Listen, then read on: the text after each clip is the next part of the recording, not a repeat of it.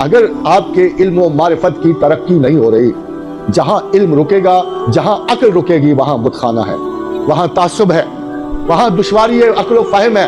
Blind faith سب سے بڑی حماقت تھی جو اسلام میں جاری و ساری رہی اور آج بھی جاری و ساری ہے۔ ان شر الدواب عند اللہ صم بکم الذین لا یعقلون، بدترین جانور میرے نزدیک وہ ہیں، انسان نہیں کہا، بدترین جانور میرے نزدیک وہ ہیں جو میری آیات پہ اندھوں اور بہروں کی طرح گرتے ہیں اور غور و فکر نہیں۔ عجیب پروردگار ہے، وہ اپنے لیے عقل مانگ رہا ہے، آپ سے جستجو عقل کر رہا ہے، آپ سے ہوش و خرد اور توانائی مانگ رہا ہے، وہ تو کہہ رہا ہے میری طرف سوچ سمجھ کے آؤ۔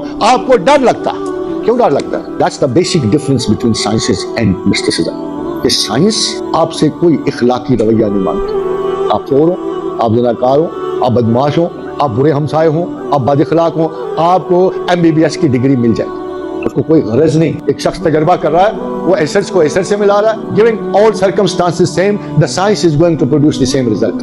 مگر mysticism is a very very different knowledge۔ اس کی تجربہ کاری اگر ایک لمحہ بھی آپ کے ایموشن کا شامل ہو گیا، ذرا سی غیظ و غضب شامل ہو گیا، ذرا سا ری ایکشن شامل ہو گیا، ذرا سی نیگیٹیوٹی چلی گئی، آپ کے رزلٹ خراب۔ تصوف میں اور باقی سائنسز میں یہ بہت بڑا فرق ہے کہ باقی سائنسز میں مورالٹی پرسنل لائف فرق نہیں ڈالتی، مگر مسٹک ریسرچ آف ٹروتھ میں آپ کی پرسنل کنڈیشنز مسلسل اثر انداز ہوتی ہیں، اور جہاں بھی آپ کی ذات شامل ہو گئی وہاں رزلٹ خراب ہو جائے گا۔ اسی لیے خواتین و حضرات، تصوف کا دوسرا بڑا اصل ہے ومن عرف نفسہ فقد عرف ربہ، کہ سب سے پہلے اپنی ذات کی تلاش کرو، اس بڑی حقیقت کبریٰ کی تلاش میں۔ ایسا نہ ہو کہ تمہارا اپنا کوئی مرض حائل ہو کے نتیجہ خراب کر دے۔